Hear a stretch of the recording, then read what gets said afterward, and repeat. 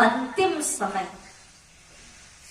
जब जीव को संसार से जाने का जब समय होता है, उस समय में अगर सुरता भटक गई, अंत समय में उसकी सुरता संसार में भटकती है।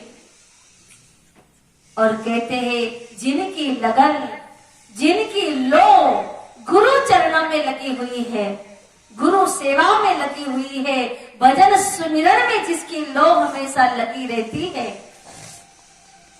वो जीवात्मा अंत समय में भी संसार में कभी भटकता नहीं है। क्योंकि सबसे बड़ा समय होता है अंतिम समय,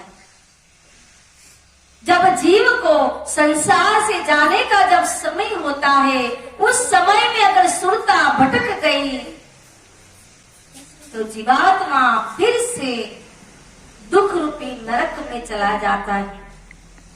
ज्ञान रूपी रतन मिलने के बाद भी, ऐसे समर्थ सदगुरु मिलने के बाद भी जीवात्मा कांच के टुकड़ों को बटोर रहा है। संसार की चीज क्या है? कांच के टुकड़े।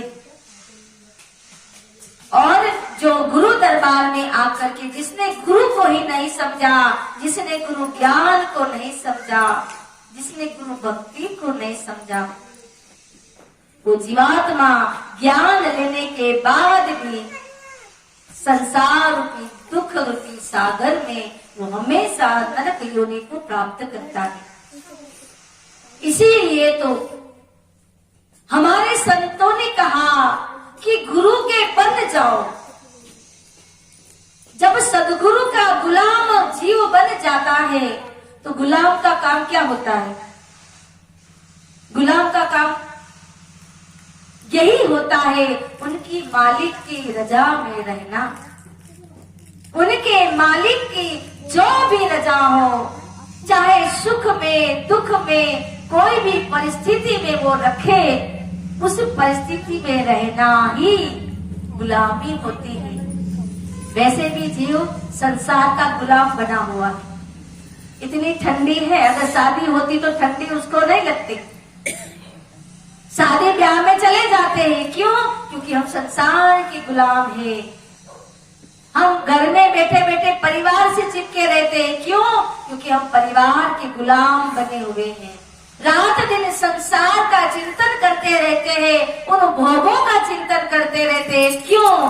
क्योंकि हम किसके गुलाम हैं? भोगों के गुलाम बने हैं। और गुरु का जो गुलाम बन जाता है, वो अपने तन को, मन को और धन को गुरु दरबार में लगाता है। और इसीलिए एक भजन में बड़ा सुंदर बताया है। एक भजन है, सभी लोग भजन में